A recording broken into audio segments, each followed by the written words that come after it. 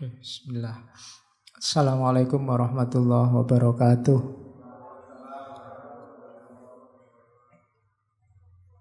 Bismillahirrahmanirrahim. Alhamdulillahirabbil alamin.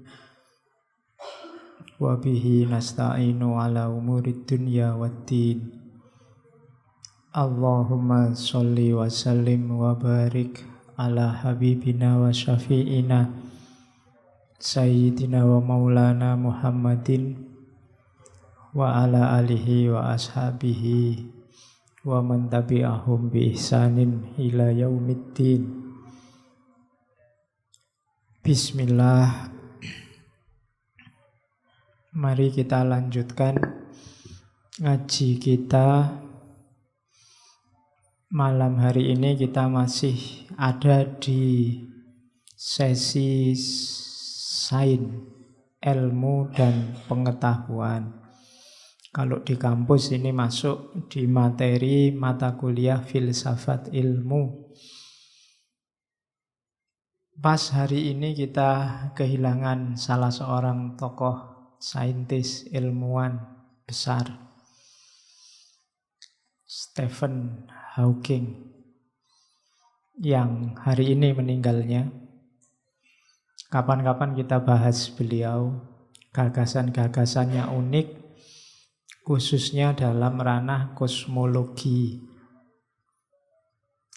Stephen Hawking ini punya buku yang terkenal sekali yang judulnya A Brief History of Time.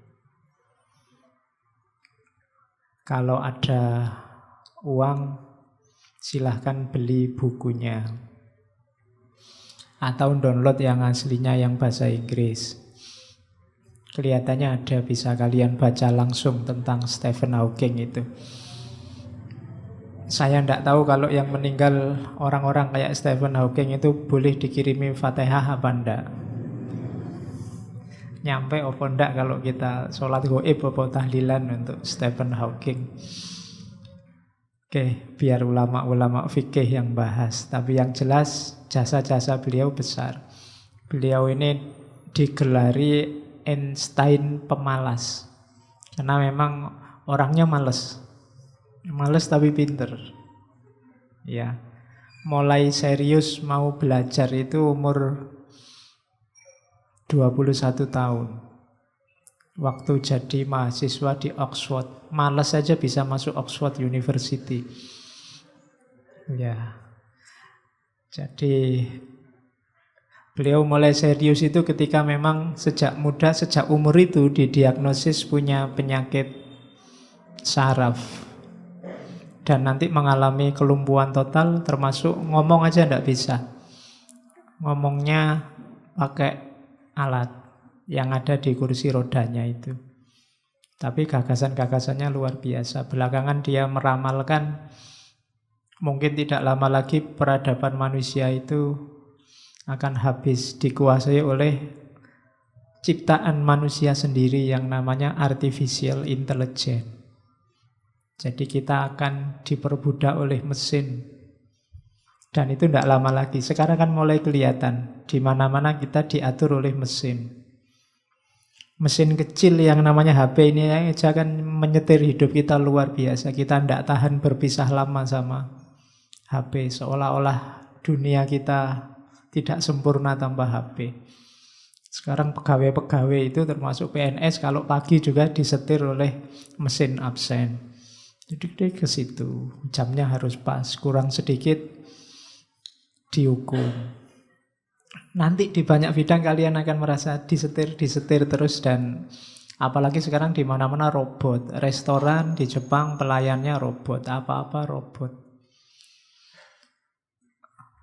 Manusia tidak banyak geraknya lagi, serba otomatis. Sampai di toilet aja kan sekarang kamu diem aja airnya keluar sendiri. Zaman dulu kan kamu dadak susah ngetuwet, tapi sekarang sudah diatur. Jadi apa-apa dikuasai, namanya artificial intelligence. Dan itu mungkin yang ciptaannya manusia sendiri yang bisa mengakhiri peradaban manusia sendiri. Dan kita nanti jadi tidak manusiawi.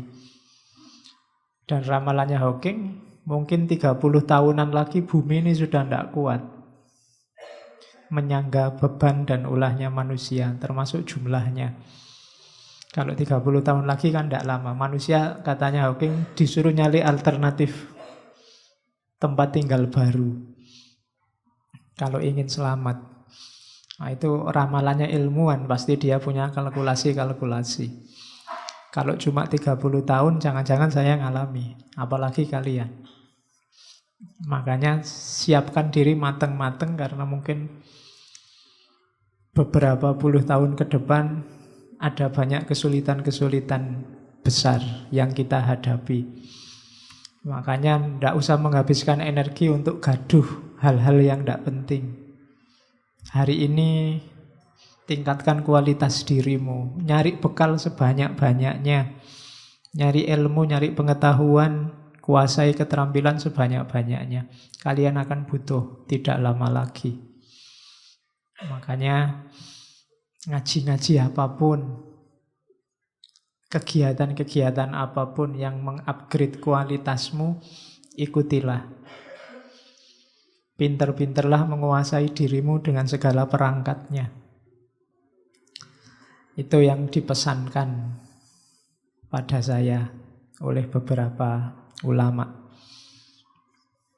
Karena memang ini zamannya sudah akhir. Saya khawatirnya energimu habis untuk hal-hal yang tidak penting.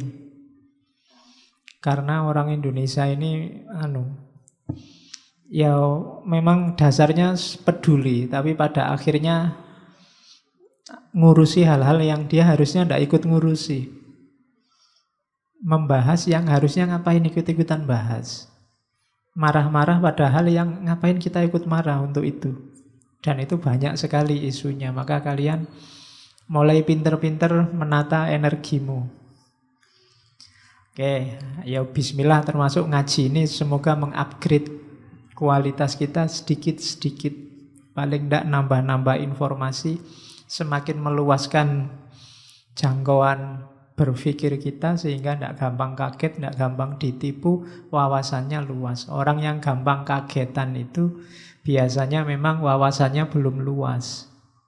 Dianggapnya kebenaran, kebaikan itu hanya itu versi yang dia tahu. Padahal mungkin yang lain banyak. Ketika ada yang lain, dia kaget.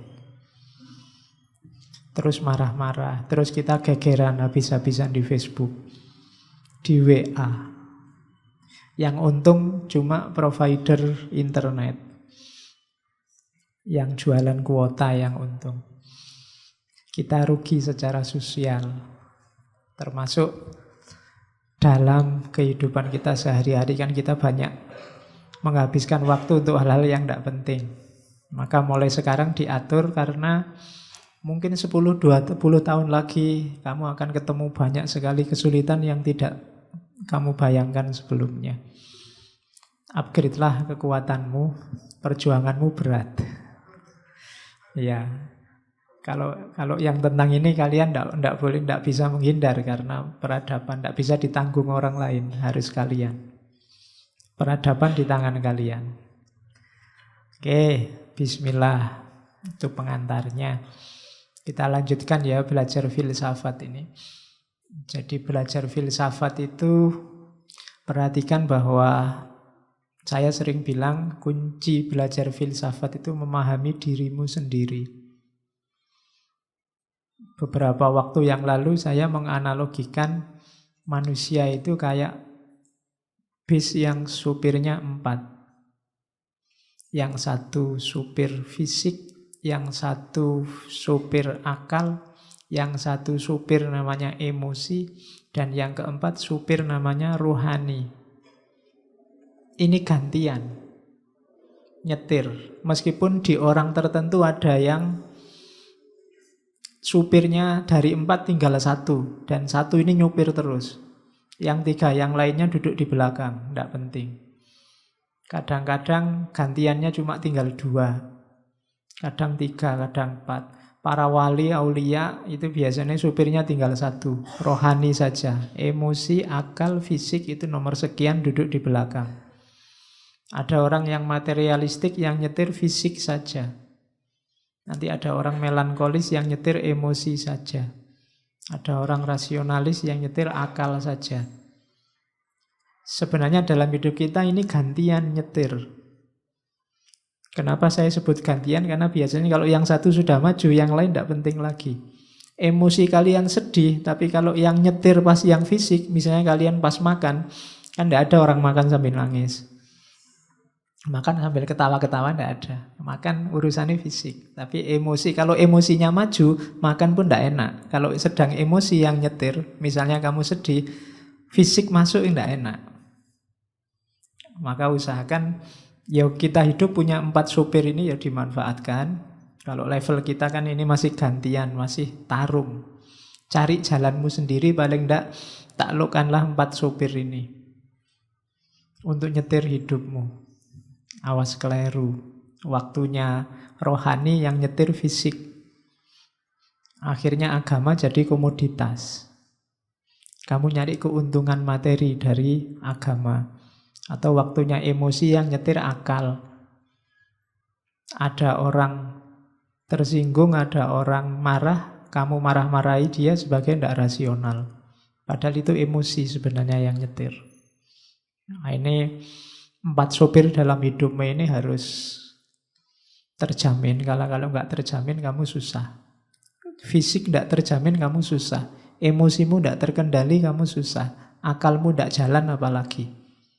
Rohani tidak diopeni, nasibmu kayak barat modern hari ini. Persis nanti yang dikritikkan oleh Paul Feyerabend, yang mengkritik peradaban barat yang mendewakan makhluk yang namanya sains. Bismillah, sekarang kita mulai masuk ke Feyerabend, materi utama. Teorinya unik, namanya anarkisme epistemologi. Nanti kita lihat ya isinya apa. Paul Feyerabend ini filosof, lahirnya tahun 24. Meninggalnya tahun 94. Jadi pas 70 tahun. Kalau Hawking tadi umurnya 76. 2018 dikurangi 76. Ya, sekitar tahun 42 lahirnya. Alhamdulillah ya, orang pintar umurnya panjang. Paul Feyerabend ini dianggap figur yang radikal. Dia unik. Pikiran-pikirannya alternatif. Dia lebih suka disebut filosof. Dia tidak suka disebut filosof. Dia lebih suka disebut entertainer. Penghibur. Nah, lebih enak gitu kan. Karena memang istilah filosof ini mengerikan. Hari ini kalau kamu ngomong filsafat itu kan tidak semua orang bisa menangkap. Apa filsafat itu? Maka pakai istilah yang lain. Jadi makanya dia tidak suka disebut filosof, sukanya entertainer, menghibur. Itu kan lebih enak sekarang. Kalau kamu ngomong, saya penghibur loh, bahwa dalam kamu menghibur orang lain ada muatan-muatan filosofisnya, itu kan luar biasa. Jadi mending kamu disebut pelawak tapi penuh hikmah, daripada disebut filosof tapi pikirannya tidak jelas, lucu. Kebalikannya, maka Feyerabend lebih juga disebut entertainer, menghibur orang. Filsafat itu kan sampai level tertentu kan menyenangkan, bikin orang terhibur. Kenapa? Gagasan-gagasannya tidak sama kayak yang lain. Jadi itu ciri yang pertama. Dan Feyerabend ini radikal. Cara berpikirnya, kalau di situ saya sebut tandingannya Nietzsche. Dia punya gagasan apa, dilontarkan aja, tidak pakai mikir. Ada ide apa, ditulis saja. Ada gagasan apa. Kadang-kadang dia sendiri belum yakin yang diomongkan itu benar. Tapi pokoknya diungkapkan aja. Nanti lihat aja respon orang. Nanti kan orang yang mendiskusikan, biar aja. Lah iya.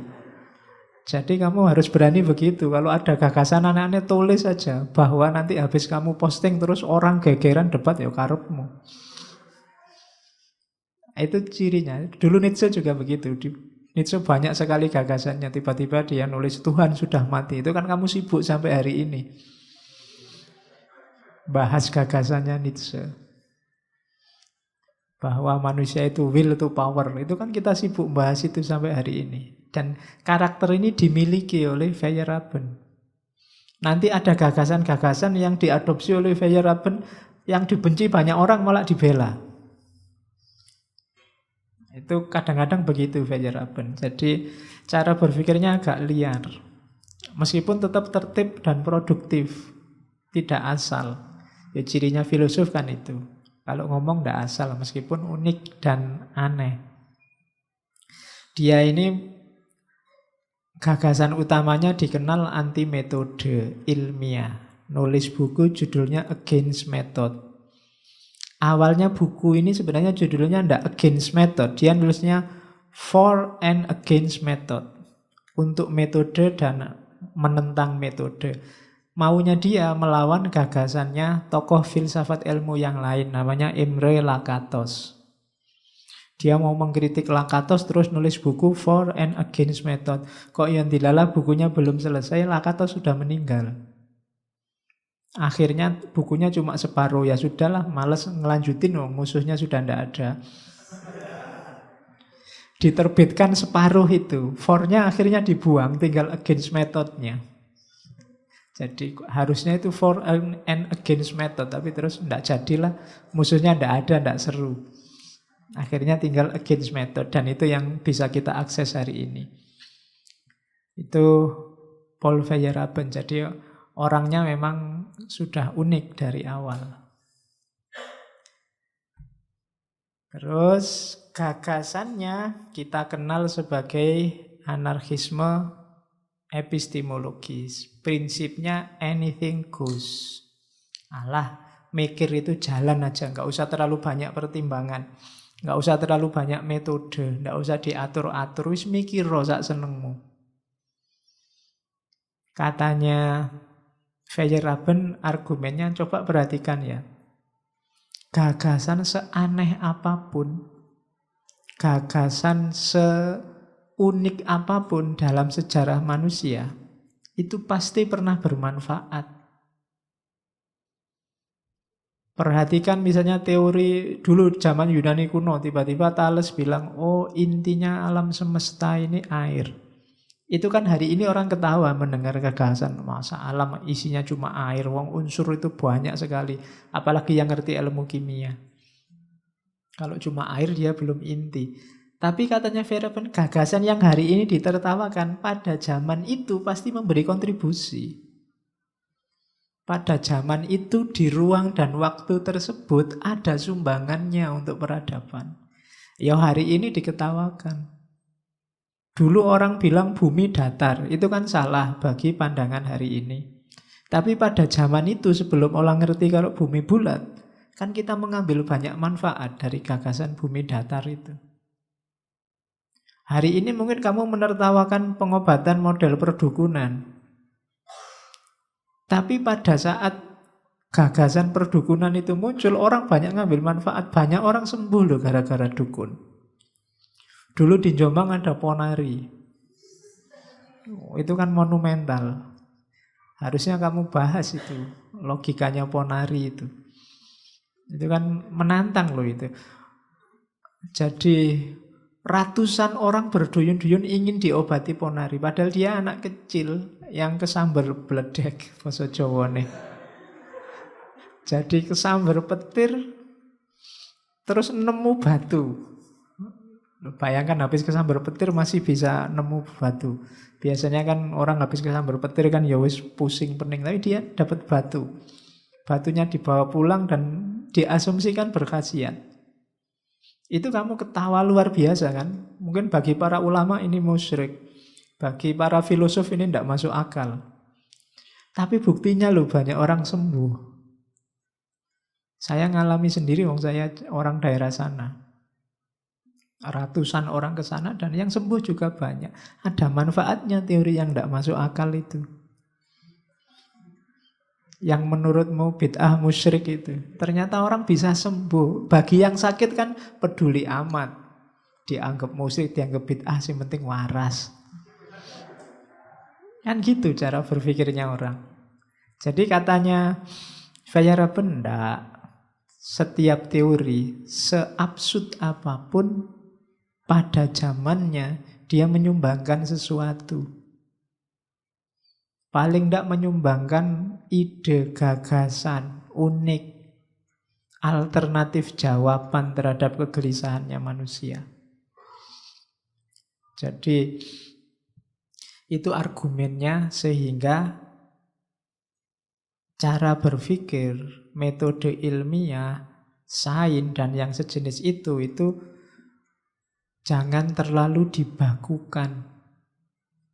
Anarkis saja. Biarkan sesuai gayanya masing-masing. Oke. Katanya Feyerabend, ilmu itu seperti seni. Kalau terlalu dibatasi, tidak kreatif, membosankan. Kalau terlalu banyak aturan, membosankan. Maka dia harus dibebaskan dari tata aturan. Kayak kalian baca skripsi itu kan males. Karena apa? Aturannya oke. Dari awal sampai akhir babnya sama semua, latar belakang, rumusan. Kayak gini kan bosen banget. Paling buat jujuk yang kamu butuh aja kamu copy paste. Bagian-bagian tertentu kamu cuekin, kamu loncati. Kenapa membosankan? Tidak kreatif. Coba skripsi itu tidak pakai aturan. Bisa ucap-ucapmu lucu-lucu ya apa-apa. Itu mesti iya, mesti menarik. Yang baca juga tertarik. Jajal kamu ngomong apa. Cuma karena banyak aturan itu jadi kaku. Membacanya males.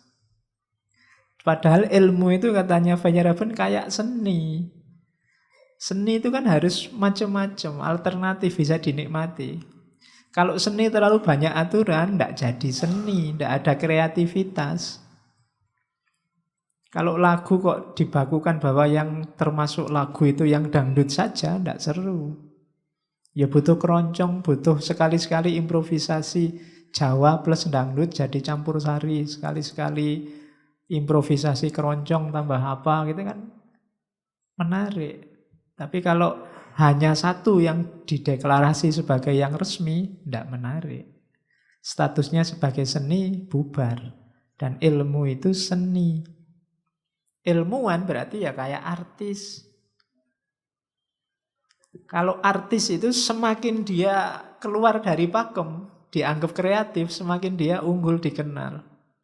Harusnya ilmuwan juga begitu.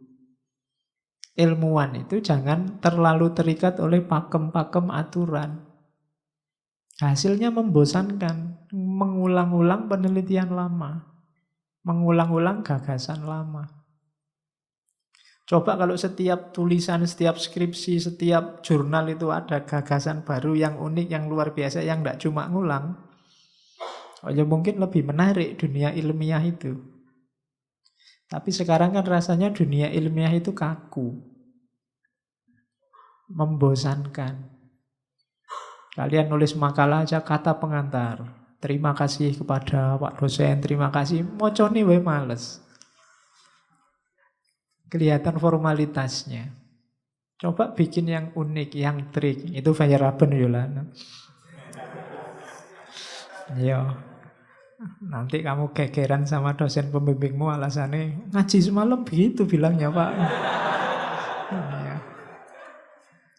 Ya merubahnya paradigmatik kayak Thomas Kuhn minggu lalu.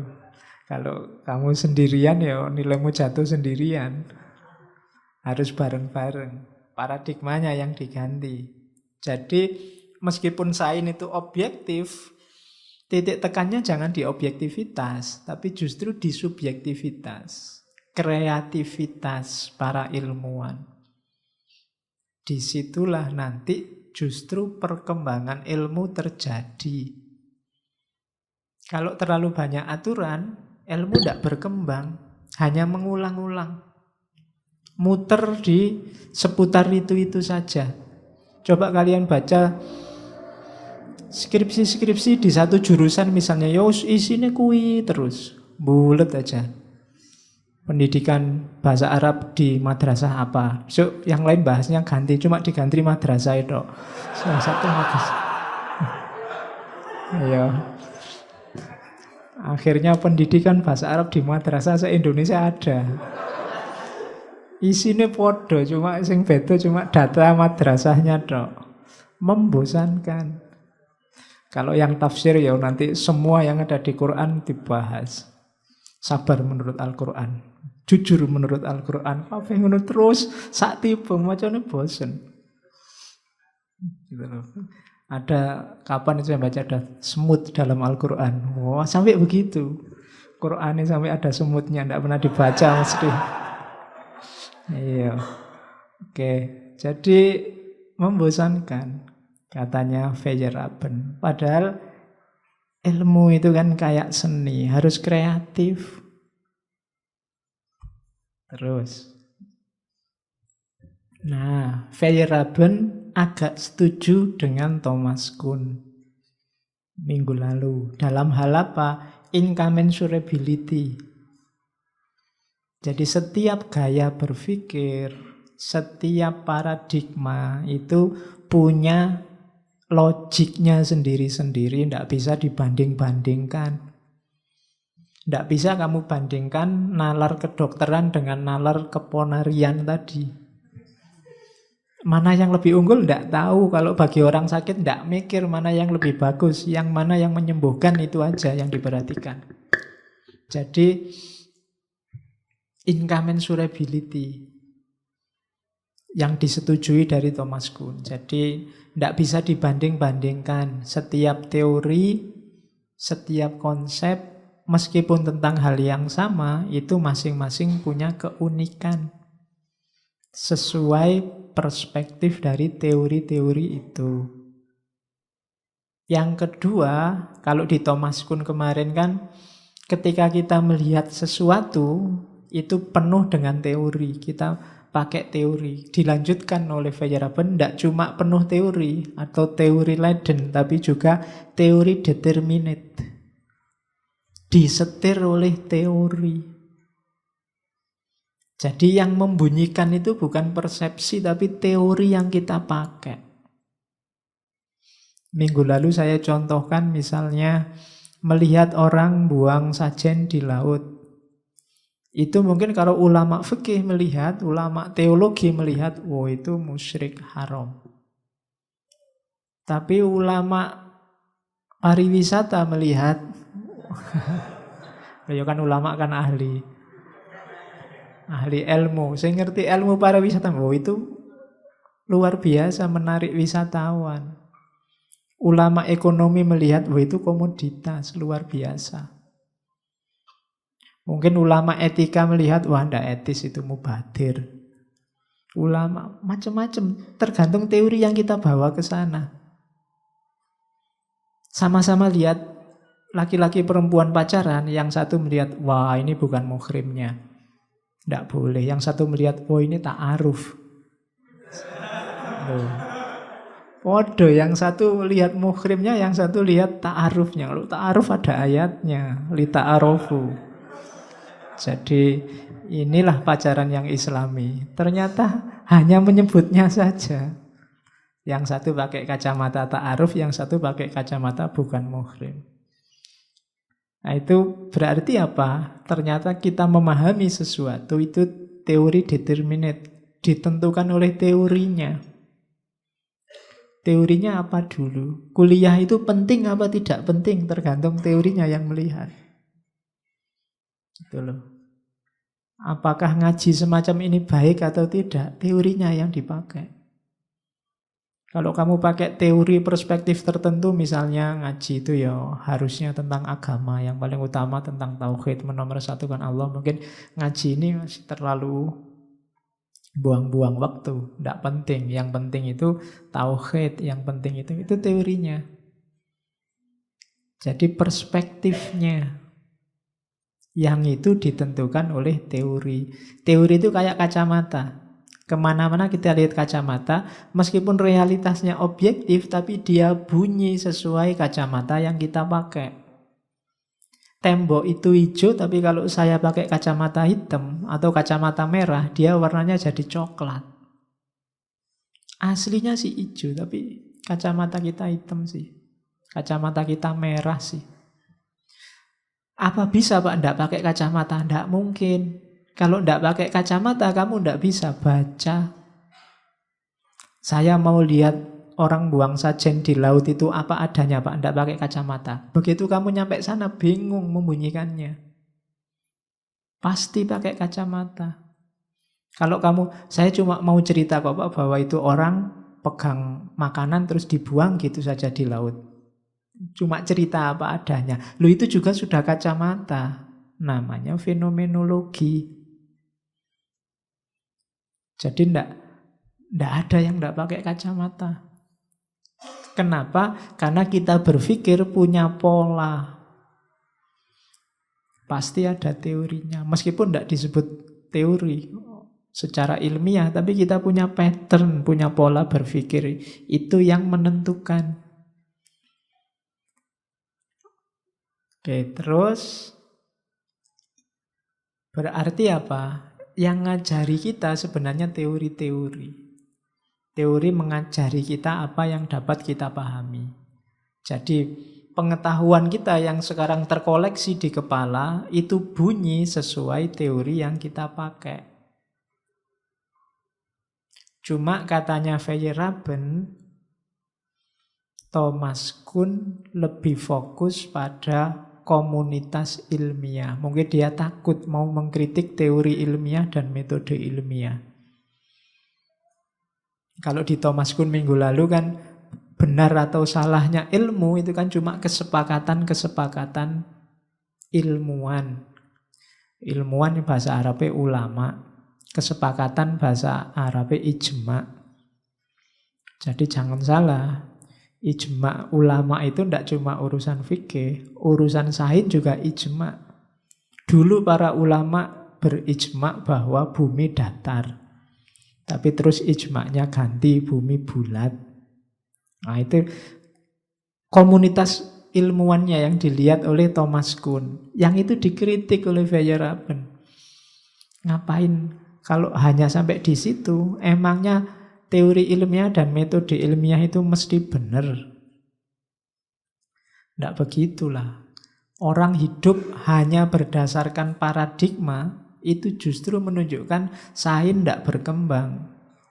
Jadi kritiknya Feyerabend, ilmuwan besar itu kayak artis besar.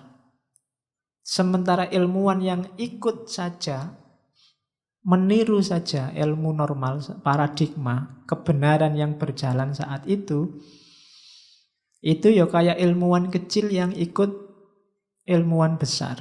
Artis pemula yang ikut artis yang sudah besar. Analoginya Feyerabend, ilmuwan besar itu kayak The Beatles, sementara ilmuwan kecil itu, para pengikut itu ya kayak band-band yang niru The Beatles. Ilmuwan besar itu kayak Michael Jackson, ilmuwan peniru itu ya kayak yang niru-niru Michael Jackson itu. Yang kalau ngomong logatnya Jawa tapi rambutnya keliwir-keliwir terus pakai itu. Nah, kayak begitu cuma niru. Padahal kalau ingin kita disebut ilmuwan besar harus apa? Ndak ikut begitu saja ilmu normal. Ndak menerima begitu saja apa yang selama ini jalan. Jadi katanya Feyerabend, ndak. Kalau hanya ikut saja ilmu ndak berkembang. Kita kalau bahasa agama hanya taklid saja. Jadi jadilah ilmuwan besar. Jangan jadi ilmuwan kecil. Jangan jadi pengikut. Jangan jadi band-band pengikut. Kalau band-band ikut-ikutan itu kan paling kalau show ditampilkan di awal. Nunggu band yang aslinya tampil. Itu pun gak ada yang dengerin biasanya. Tiwas teriak-teriak latihan sampai capek. Waktu show gak ada yang lihat. Apalagi kalau show-nya dilama-lamain karena band aslinya masih siap-siap. Itu bisa dilempari batu kamu. Itu resikonya ilmuwan kecil, hanya ikut-ikutan. Jadilah ilmuwan besar. Itu yang dikritikkan oleh Feyerabend pada Thomas Kuhn. Ada yang disetujui tadi, incommensurability, ada yang ditambah maksudnya tidak sekedar teori Leiden dipenuhi teori, tapi juga disetir oleh teori. Ada yang dikritik dari Thomas Kuhn, yaitu terlalu fokus pada komunitas ilmiah dan mengkritik sains normal. Ilmuwan yang hanya mengikuti sains normal, dia bukan ilmuwan besar. Dia hanya ilmuwan pengikut. Hakikatnya seorang ilmuwan, dia harus penemu. Menemukan hal-hal yang baru. Terus, dari situlah nanti muncul gagasan against method. Jadi against method ini salah satu yang diucapkan oleh Feyerabend untuk ngetes gimana tanggapannya orang-orang ya terhadap gagasanku ini. Jadi against method itu kayak tadi, metode-metode baku ndak usah terlalu mengikat kita. Orang jangan terlalu percaya dengan pembakuan-pembakuan metode. Membelenggu kreativitas. Ada contohnya, Feyerabend ini mendukung kreasionisme. Kreasionisme itu bahwa alam ini diciptakan dari tidak ada. Jadi Tuhan kayak main sulap, ting, tiba-tiba ada alam ini. Itu kan dikritik habis-habisan oleh para saintis. Mereka pakai teori macam-macam. Nah itu, yang kayak gini malah dibela oleh Feyerabend. Cuma dia tidak benar-benar membela, cuma ngetes saja. Oke, orang-orang yang anti kreasionisme itu ngerti benar tidak sih? Cara berpikirnya kayak gimana sih itu kreasionisme? Yo lawannya kan nanti bahwa alam ini diciptakan, ya ada meternya, ada bahannya. Kalau di Islam teologis ya kreasionisme. Diciptakan oleh Allah, tapi cara menciptakannya umat Islam berdebat. Ada yang model emanasi, ada yang model creatio ex nihilo. Diciptakan kayak sulam tadi, dari tidak ada apa-apa jadi tiba-tiba ada. Cuma ini kan terus para filosof agak bingung, karena apapun kan selalu ada bahannya, kecuali Tuhan yang tidak ada bahannya. Bahannya alam semesta ini apa? Itu baru umat Islam debat. Kalau di emanasi kan bahannya ya Allah sendiri. Karena saat itu belum ada apa-apa. Tidak ada makhluk apapun, tidak ada ciptaan apapun. Ketika Allah menciptakan pertama, otomatis bahannya ya Allah sendiri. Karena kalau ada yang lain sebagai bahan, nanti ngembari Allah, nyaingi Allah. Nah itu gagasan emanasi yang kelihatannya sudah kita bahas di para filosof Muslim. Nah, gagasan kreasionisme ini didukung oleh Feyerabend. Maunya apa? Biar orang tidak asal. Kayak kita anti teori evolusi. Itu kan kita tidak pernah belajar beneran teori evolusi kuwi apa. Yang penting tidak cocok kalau manusia itu dianggap dari kera itu dok kan. Kita sering tidak kritis. Terus yang lain ikut semua. Ya, saya tidak mau kalau dianggap dari kera kan gitu. Padahal mirip loh ya. Loh kamu diakui atau tidak lah, kan paling mirip kalau sama kera. Kalau Darwin ngomong manusia itu terbuat dari cacing, itu malah nggak nyambung. Terlalu jauh kalau sama cacing, tapi kalau sama monyet kan mirip. Kamu nanti pulang coba berkaca. Nanti kan rodok mirip sedih. Cuma kita tidak pernah belajar apa sih teori evolusi itu. Kayak gimana Darwin, kita dengar ada yang missing link. Missing link itu di mana, bagian apa? Terus kalau di Quran Nabi Adam, kayak gimana ya tafsirnya para ulama tentang Nabi Adam? Apa Nabi Adam itu dulu tinggi besar, sama strukturnya kayak struktur monyet? Apa gimana? Nah, itu kan tanya. Kalau dulu Pak almarhum Damarjati Supanjar selalu ngasih pertanyaan unik. Apakah Nabi Adam itu punya udel? Punya pusar enggak Nabi Adam itu? Kan dia lahirnya enggak punya ibu. Pusar ini kan nyambung sama pusarnya ibu untuk naruh makanan. Harusnya Nabi Adam itu orang duwe udel. Karena dia tidak lahir dari ibu. Neng yo kamu ndak mikir ke situ. Pokoknya Nabi Adam manusia pertama gitu aja. Ndak mikir sampai udelnya Nabi Adam. Oke. Jadi kenapa kamu nggak nyampe ke sana? Struktur metode pengetahuanmu nggak sampai sana. Maka kreatiflah. Against method. Jangan mau disetir-setir, dibakukan teorimu. Kamu jadi tidak kreatif. Mau bahas ini, oh tidak boleh kamu bahas ini, karena ini sudah ada yang bahas. Sudah cocok temanya, kerangka teori ini, jangan pakai teori itu, karena teori itu tidak relevan, pasnya teori ini, jadi diatur terus. Sampai kesimpulan kamu diatur, kesimpulan jumlahnya berapa, cocok tidak sama masalahnya kalau kesimpulan. Saya kan sering gitu ujian skripsi, rumusan masalahnya berapa? 2. Kok kesimpulannya banyak? Mahasiswanya nih, oh iya Pak, harusnya 2 ya Pak. Iya, itu kamu mau aja diatur-atur. Mbok jawaban, saya semula pertanyaannya 2 Pak, tapi nemu jawaban banyak ya Pak. Eman-eman kalau nggak saya cantumkan. Cuma kan kamu mesti rawanin jawab ngono. Jadi manut saja apa kata-kata yang ngatur. Sekali-sekali pakai Feyerabend, against method. Tidak penting Pak cara saya gimana, saya nemu ini loh, temuan saya penting ini. Loh itu kan luar biasa kamu bisa jawab begitu.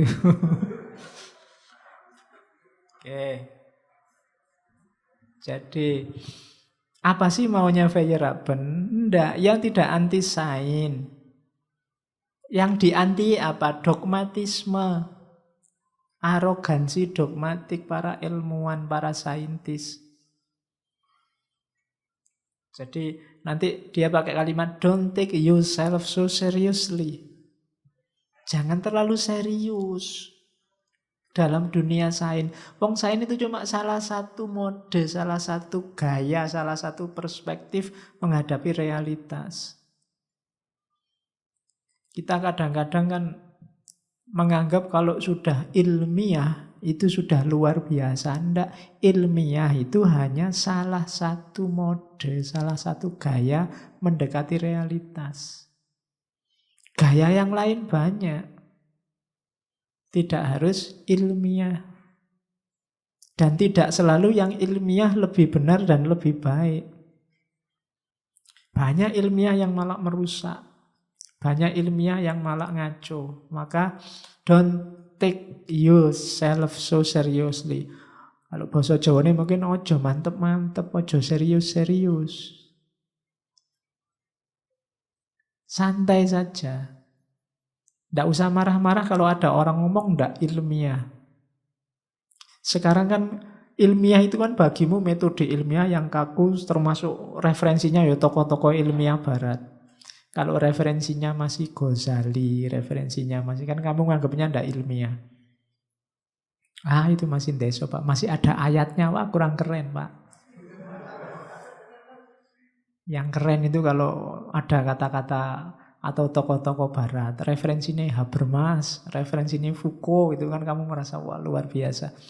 Tidak, itu cuma salah satu gaya, salah satu perspektif. Jangan terlalu serius. Itu yang bikin kamu mudah tertekan kan. Kalau diskusi tiba-tiba temanmu, menurut saya sebagaimana kata-kata Foucault, itu kamu nggak wani bantah wis. Ya kan? Sebagaimana saya baca di bukunya Habermas, itu semua anggap wis bener wis kalau sudah begitu. Dan itu dulu pernah tak praktekkan zaman saya jadi mahasiswa baru. Jadi kalau diskusi sudah mau kalah, saya baca di bukunya Nurcholish Madjid itu. Wow. Sudah wis, koncone wis rawani bantah kalau sudah keluar kayak gitu. Itu salahmu sendiri, kamu terjebak gaya ini. Jadi akhirnya mudah dibohongi. Padahal ya mungkin iya, wong aku ya ora tau maca Nurcholish Madjid. Dikarang wae kan ya, ngomong ya percaya wae. Atau karanglah menurut buku tentang hermeneutik yang dikarang oleh Josh sapa ngono. Sing penting bahasa Inggris ngono wis ora percaya wis. Wong kita sukanya gitu toh, terpesona oleh referensi tokoh-tokoh besar. Dan sebagian besar kita ndak tekun baca. Jadi kalau dibohongi semacam itu ya manut aja. Ya, kalau ndak percaya ya, kalau ada hukum apa ngono, itu menyalahi undang-undang KUHP pasal sekian sekian itu orang males ngecek, tapi begitu ada kata-kata itu kan percaya wae.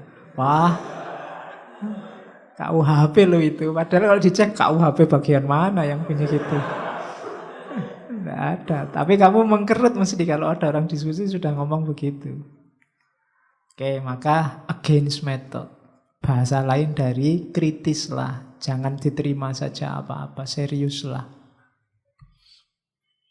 Itu kalimatnya. Dari against method yang saya cuplek. One can show the following. Given any rule, however fundamental or necessary for a science, there are always circumstances when it is advisable not only to ignore the rule, but to adopt its opposite. Jadi, orang bisa melihat hal berikut, bisa menunjukkan hal berikut. Given any rule, misalnya ada satu aturan ilmiah, betapapun fundamental dan pentingnya teori ilmiah ini bagi sains, selalu ada situasi yang advisable, yang bisa dipertimbangkan lagi. Tidak hanya untuk cuek pada teori ini, tapi juga untuk mengambil teori yang sebaliknya. Kenapa? Setiap teori ada keterbatasannya. Apalagi teori yang hubungannya sama manusia, tergantung. Saya sering bilang, dunia ilmu itu dunia yang banyak syaratnya. Teori A bisa kamu salahkan dengan memasukkan dalam situasi yang berbeda. Kalau kamu bilang misalnya, Pak, ini saintifik loh Pak, matahari selalu terbit dari timur. Loh, dalam situasi tertentu nanti dia terbit dari barat. Kan bisa. Air itu kalau dididihkan 100 derajat dia mendidih. Ya tergantung air apa dulu. Air tertentu butuh 120, air tertentu butuh 400 derajat air tertentu. Jadi macam-macam. Teori apapun. Masyarakat desa itu cenderung rukun, kerjasama, tidak materialistik. Ya teori itu benar untuk desa tertentu. Desa yang lain sekarang perhitungan. Kamu mau KKN aja kayak mau nyari kos-kosan baru. Nah, berarti apa? Selalu ada pengecualian. Jadi gampang kalau mau meruntuhkan teori sains itu. Cari perspektif yang berbeda atau kebalikannya. Pasti ketemu. Kenapa? Realitas ini kompleks. Kamu bisa nyari contoh kebalikannya untuk teori apapun. Dan sama-sama bisa benar. Kalau tadi saya bilang sebentar lagi dunia ini kacau. Kamu juga boleh. Anda Pak, sebentar lagi dunia semakin tentram Pak. Loh banyak bencana loh. Lah iya Pak, banyak bencana, banyak yang mati. Semakin sedikit orangnya Pak. Tinggal kamu bolak-balik orang ngomong pasti bisa. Nah, jadi teori apapun cari kebalikannya pasti bisa. Maka jangan fanatik sama teori. Against method. Kritiklah metode-metode, kritiklah teori-teori. Tidak ada teori yang universal, yang berlaku kapanpun, dimanapun, dalam situasi apapun. Nah, itu against method. Bahkan dia bilang bahwa kadang-kadang mengkritik teori hari ini itu pakai teori lama juga mungkin. Saya tidak baca detailnya, kamu baca sendiri ya. Contohnya dia, misalnya teorinya Aristoteles. Aristoteles dan Ptolemeus yang bilang bahwa bumi ini pusatnya alam semesta. Matahari yang muter. Jangan dikira ilmuwan nanti siapa? Kopernikus yang bilang bahwa justru yang muter itu bumi. Matahari yang diam, diputeri. Ini sebenarnya dulu sudah ada yang ngomong itu, cuma dulu diketawain. Pitagoras itu di kalimatnya. Pitagoras sudah ngomong ini dulu. Bahwa bumi ini berputar. Tapi zaman dulu dia diketawain. Kenapa? Mungkin kalah level sama Aristoteles sama Ptolemeus. Nanti belakangan ketika Kopernikus menemukan bahwa bumi itu bergerak. Ini kan sebenarnya teori lama yang diulang lagi. Jadi ternyata setiap teori tidak urusan mana benar mana salah. Perspektif-perspektif, pijakan-pijakan teori yang dipakai. Jangan-jangan besok sekarang kan ada orang mempropagandakan lagi bumi datar. Loh ini mungkin lama-lama, mereka juga punya argumen. Coba kamu baca bukunya. Itu kalau banyak yang suka, terpengaruh, mungkin bisa ikut. Ya mungkin yang bumi bulat sementara ini masih bisa jawabi. Tapi mungkin siapa ngerti besok tidak bisa lagi. Jadi ternyata itulah karakternya sains. Bahkan teori lama yang sudah dianggap salah pun bisa dibangkitkan lagi versi baru jadi benar. Itu karakter peradabannya manusia. Itu kan kayak dulu belajar filsafat sejarah, ternyata sejarah itu muter aja, bolak-balik aja. Dulu teorinya apa, sekarang apa. Jangan dikira pluralisme itu teori baru, era postmodern, enggak. Kamu belajar spiritualitas, teori-teori spiritual lama, itu banyak yang pluralis. Di situ disebut misalnya teorinya hermetisme, yang nanti dihidupkan lagi oleh Newton. Hermetisme itu aliran Yunani, tapi banyak dapat pengaruh dari Mesir kuno. Nanti tokohnya namanya Hermes Trismegistus. Hermes yang punya 3 keagungan, 3 kebesaran. Ini aliran spiritual sebenarnya, yang gagasan-gagasannya rumit, tapi nanti menginspirasi Newton, menghasilkan teori-teori yang baru.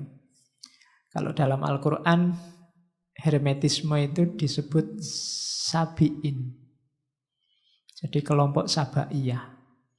Yang ini alirannya banyak macam-macam, luar biasa. Minggu depan kita mungkin singgung sedikit-sedikit itu di Sedusen Nasr ketika ngomong Saintia Sacra.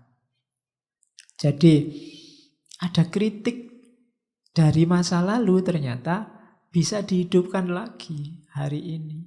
Jadi ternyata beda sama kalau di Thomas Kuhn kemarin kan teori lama sudah tidak laku nih, ganti teori baru. Enggak, kapan-kapan yang lama ini bisa laku lagi kalau konteksnya pas. Kayak Al-Quran itu. Al-Quran itu kan ada yang setuju nasih mansuh, ada yang tidak setuju. Ada yang tidak setuju Al-Quran kok dinasah, dihapus. Al-Quran itu ya kalau memang tidak cocok, ya biar aja. Nanti kalau situasinya pas, dia cocok lagi. Kalau situasinya memungkinkan, dia bisa relevan lagi. Nah, itu ada di teorinya Feyerabend, bahwa teori lama bisa dihidupkan lagi untuk perspektif yang lebih baru. Oke, ini kritiknya yang keras lagi. Sains itu di dunia modern kayak agama baru.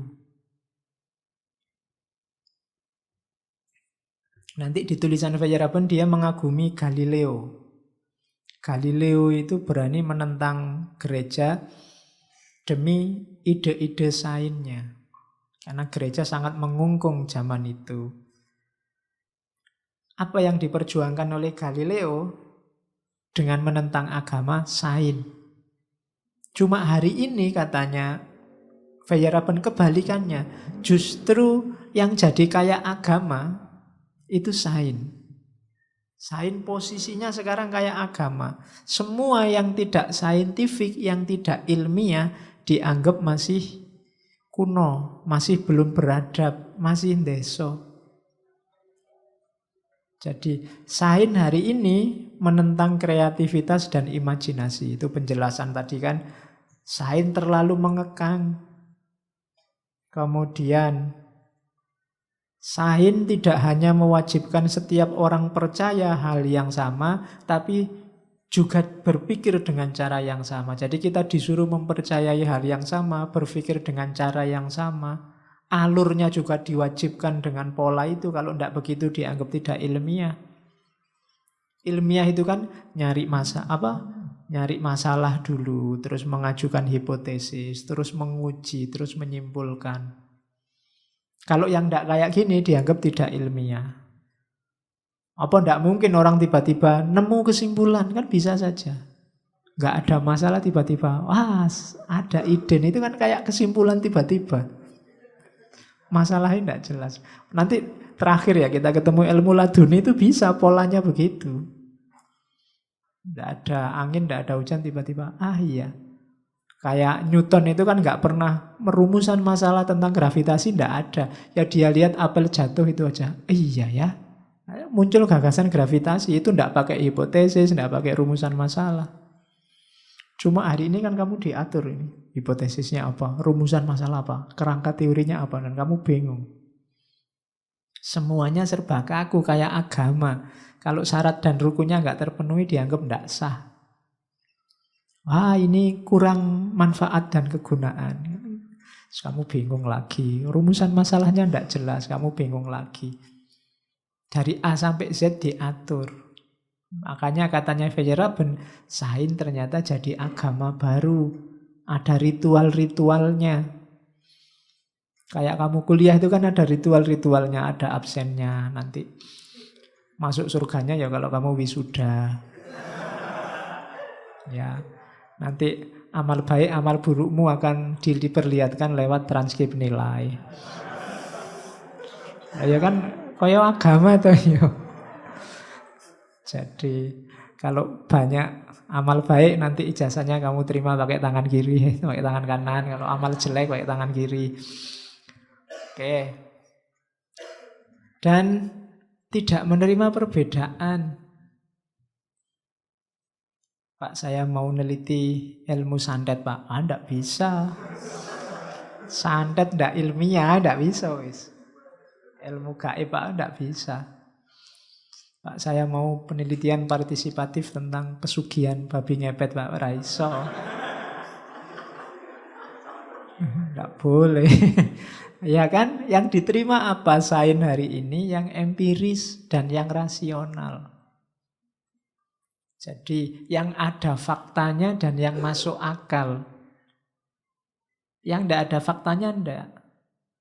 Kalau objeknya tidak ada faktanya, harus dibuat seolah-olah ada faktanya. Kamu bahas surga neraka, ya harus kamu jelaskan seolah-olah surga neraka itu ada di depan matamu. Penjelasan abstrak tidak diterima.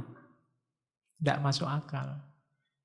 Nah itu sains hari ini katanya Feyerabend. Dia tidak toleran terhadap perbedaan. Kamu menyalahi prosedur langsung dianggap salah. Padahal mungkin isinya benar. Nah, itu kritiknya. Jadi rasa benar sendiri dan arogan dari banyak ilmuwan. Hari ini kamu ditindas habis-habisan oleh arogansi ilmuwan. Mereka lah yang menguasai benar atau salah. Kadang-kadang kamu yang neliti sudah lihat sendiri, tapi kalau ilmuwannya nggak setuju dengan itu, ya kamu dianggap salah. Jadi agama sekarang, agama yang dulu menindas, terus digantikan posisinya oleh sains, sekarang kebalikannya, sains yang menindas. Itulah yang bikin kamu stres berhari-hari waktu nggarap skripsi, nggarap tesis. Kamu mengalami penindasan. Iya, kamu kan tidak bisa. Pokoknya saya mikir apa tak tulis gitu aja loh, Pak, kan tidak boleh. Aturannya dulu, rumusnya dulu, tata tulisnya dulu kan gitu. Jangankan itu kamu salah nulis footnote, kurang titik 2, kurang tanda kurung itu kan kamu juga dimarahi ya bisa-bisa. Kamu kan tidak bisa jawab, alah Pak kurang titik 1 aja, Bapak paham toh? Ya sudah, ya itu maksudnya. Kamu kan tidak bisa begitu, tetap dimarahi. Jadi sains jadi agama baru. Maka, ini kalimatnya unik dari Feyerabend. The separation of state and church must be complemented by the separation of state and sign. That most recent, most aggressive, and most dogmatic religious institution. Dulu di Barat ada pemisahan negara dan gereja, urusan sehari-hari dengan urusan agama. Itu belum katanya Fernand. Dilengkapi lagi dengan pemisahan antara negara dan sains.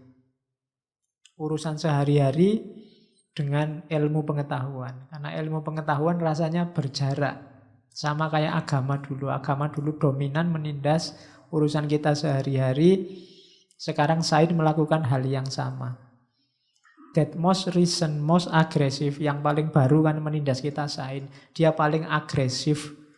Dan kayak agama, sangat dogmatis. Teori-teorinya sangat dogmatis. Kadang-kadang kita lebih mementingkan teori daripada realitas. Teorinya begini ya, teorinya begitu ya, dan seterusnya. Contohnya kan banyak, misalnya hari ini ada siswa nakal, terus dijewer oleh gurunya. Pakai teori psikologi tertentu yang dimarahi gurunya sekarang. Guru ini tidak manusiawi. Pendidikan yang tidak humanis, ketemunya gitu. Yang disalahkan guru nih. Padahal zaman saya sekolah lu tidak cuma dijewer, bisa dipukul. Kalau hari Senin harus baris, dipukul penggaris kalau kukunya panjang. Untung tidak tak laporkan HAM dulu. Sekarang anak bisa lapor. Kenapa begitu? Ada teori yang membackup-nya.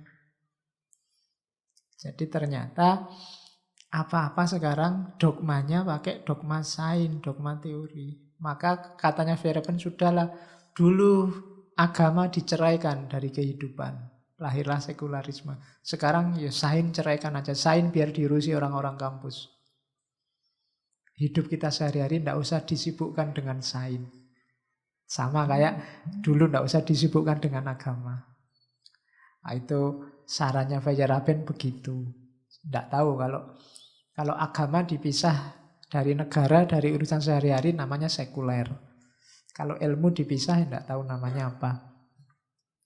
Tapi ini kritiknya pada sains.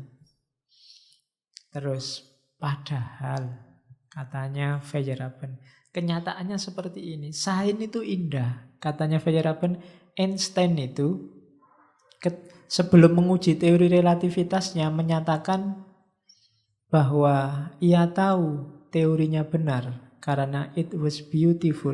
Karena teori relativitas itu indah. Maka katanya Feyerabend, enggak. Sains itu berarti apa? Sains itu sesuatu yang indah. Kalau dibakukan, didogmakan jadi jelek. Jadi teori itu parameternya keindahan. Karena memang saya sering bilang estetika itu puncak kreativitasnya manusia. Termasuk agama itu puncaknya ada di estetika, keindahan. Coba dilihat. Agama ada itu untuk mengatur hidup kita kan. Hukum, paling dasar kan hukum. Kita boleh melakukan apa, tidak boleh apa. Kenapa kita diatur? Tujuannya hukum apa? Etika. Biar hidup ini tertib. Kenapa orang tidak boleh mencuri? Kenapa tidak boleh zina? Kenapa? Demi apa? Kehidupan yang tertib, teratur. Puncaknya pasti, kenapa sih kita harus hidup teratur? Tidak boleh hidup sembarangan. Biar hidup ini nyaman. Enak. Jadi dasarnya memang hukum, di atas hukum ada etika. Di atas etika ada yang lebih tinggi, estetika. Sains juga begitu. Kenapa kita cari ilmu, belajar sains untuk memahami alam semesta, memahami realitas. Kalau sudah paham, kita bisa hidup dengan nyaman, melakukan rekayasa-rekayasa biar hidup kita nyaman dan indah. Tujuannya sains kan itu. Maka parameter kebenaran ilmu terletak di level estetika. Ilmu itu indah, sains itu indah. Jangan dikotori dengan dogmatisme, pengekangan-pemekangan, pembelengguan-pembelengguan. Kalian dapat ilmu kan menyenangkan. Dapat pengetahuan baru itu enak, menyenangkan, indah. It was beautiful. Teori-teori aneh, lucu-lucu. Kita belajar filsafat berapa puluh sesi, berapa ratus sesi. Itu kan setiap kali ada teori baru kan kita terpesona. Wow. Kenapa kita terpesona? Indah. Iya ya, bisa dibaca begitu. Iya ya, ada perspektif begitu. Iya ya, karena indah. Kalian tadi sadar pendapat-pendapatnya Feyerabend, sekarang dapat wawasan baru tentang Feyerabend, itu kan kalian wow-nya sama kayak nonton film Black Panther yang baru lihat, atau nonton film apa itu, indah. Jadi wow-nya ada, sama-sama estetik, ada rasa estetisnya. Jadi puncaknya sains itu keindahan, ada estetika ilmu. Nah, oleh karena itu, biarkan dia berkembang secara kreatif. Maka dunia ilmiah itu pertama-tama yang harus berkarakter plural. Scientific pluralisme. Kalau kalian ngaku ilmuwan, ngaku akademisi, kreatiflah. Berpikir sekreatif mungkin, bukan sebanyak mungkin. Kalau sebanyak mungkin, kalau hanya ngulang-ngulang pikiran sebelumnya, tidak dihargai. Bahkan katanya Feyerabend, tidak usah kayak Thomas Kuhn. Kalau Thomas Kuhn kan pikiran baru nunggu krisis, nunggu anomali. Tidak usah nunggu anomali. Kalau ingin punya gagasan baru, mikir saja yang baru. Tidak usah nunggu krisis.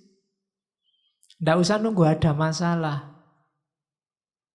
Ngaji ini lancar-lancar saja, terus kamu santai kan, tidak mikir, pokoknya dijalanin aja. Harusnya kamu tetap kritis, tetap kreatif. Pak, mbok dimodifikasi ngajinya, masing-masing usul.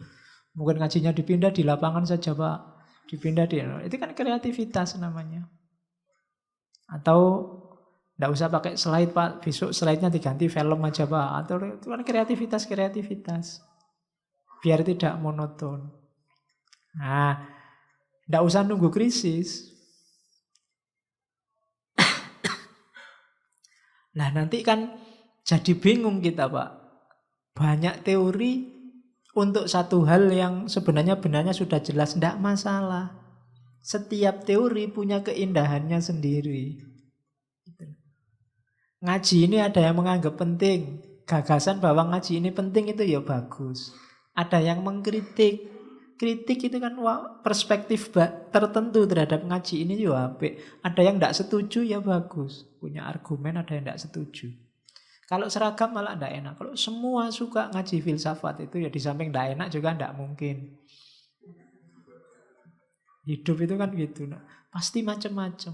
Fitrah kita memang plural. Biarkan aja ada macam-macam. Itu kan tantangan bagi kita untuk mengelola. Ketika kita mengelola, lahir gagasan baru. Tidak usah takut. Kayak kamu belajar filsafat. Saya selalu bilang, belajar filsafat itu tidak usah takut, tidak paham atau salah paham atau keliru. Karena kalau kamu keliru, nanti lahir filsafat baru. Gitu. Jadi kamu bahas Feyerabend. Ternyata, lupa Feyerabend itu tidak begitu. Oh, berarti ini filsafat baru. Tidak tergantung Feyerabend lagi. Tidak usah khawatir. Jadi itulah namanya scientific pluralism. Jadi dunia ilmiah itu plural. Nah, ini yang sering kita jumpai juga, arogansi ilmuwan. Jadi katanya Feyerabend, para ilmuwan mengatakan bahwa sains lebih unggul dari pengetahuan. Alasannya dua. Ilmu pengetahuan metodenya terukur untuk mencapai hasilnya. Yang kedua, hasilnya kan sudah terbukti, bisa dilihat. Katanya Feyerabend, alah tidak begitu juga. Kenapa? Kita melihat sains itu lebih berjasa daripada bidang yang lain itu karena propagandanya sains sendiri. Sains itu baru berapa abad hidupnya. Anggap aja dunia modern dimulai abad ke-15. 15, 16, 17, 18, 19, 20, 21. Baru 7 abad. Sebelum itu belum secanggih ini sains. Apa peradaban manusia sebelum itu sangat deso, sangat terbelakang? Enggak juga. Ada Yunani kuno, ada Cina kuno, ada Mesopotamia, Babilonia, Cina kuno. Peradabannya luar biasa. Meskipun tidak sebagaimana sains hari ini. Hanya kita terlalu mendewakan sains. Kenapa? Propaganda sainsnya yang luar biasa. Sementara kita tidak kenal, tidak paham dengan peradaban-peradaban sebelum sains. Jadi zaman dulu orang sebelum barat modern kan banyak orang multidisiplin ilmunya, multidimensi ilmunya. Bahkan lebih mengagumkan daripada ilmuwan hari ini. Ilmuwan hari ini ilmunya satu ilmuwan satu bidang. Zaman dulu seorang filosof bisa menguasai puluhan disiplin. Ahli filsafat, yo ahli kedokteran, yo ahli astronomi, yo ahli fikih, yo ahli. Dan bisa zaman itu lebih wow daripada orang modern. Hari ini kan kamu cuma sedikit. Bahkan di satu bidang itu pun hari ini orang kan lebih suka yang spesialis. Semakin sempit bidangnya kamu semakin dianggap pinter. Jadi justru orang paling pinter hari ini orang yang bidangnya sangat kecil. Ya contohnya dokter. Dokter umum sama dokter spesialis itu kan jauh lebih mahal dokter spesialis. Padahal dokter umum itu penyakit apa aja masuk ke sana. Kalau dokter spesialis, spesialis mata kamu sakit THT ke sana disuruh pulang sama dokternya, dia tidak ngerti. Dokter umum kamu sakit apa aja dituruti. Tapi kan orang modern lebih menghargai yang spesialis. Kamu sakit mata ke dokter umum, paling biayanya di puskesmas itu 3.500, 5.000. Kalau kamu ke dokter mata bisa ratusan ribu. Dokter spesialis mata. Nanti ada dokter spesialis mata kiri. Itu bisa lebih mahal lagi itu loh, spesifik. Kalau yang sakit mata kanan enggak bisa dia, harus mata kiri. Loh, hari ini kan gitu, spesialisasi lebih dihargai. Jadi tambah sempit. Enggak pantas orang sombong, ngertinya cuma itu aja kok. Ya kayak kamu, padahal kamu ini kan kuliah. Kuliah itu kan artinya harusnya ilmumu universal, makanya namanya universitas. Mempelajari segala hal. Cool, tapi kan enggak, kamu kan cuma ngambil satu bidang, satu jurusan.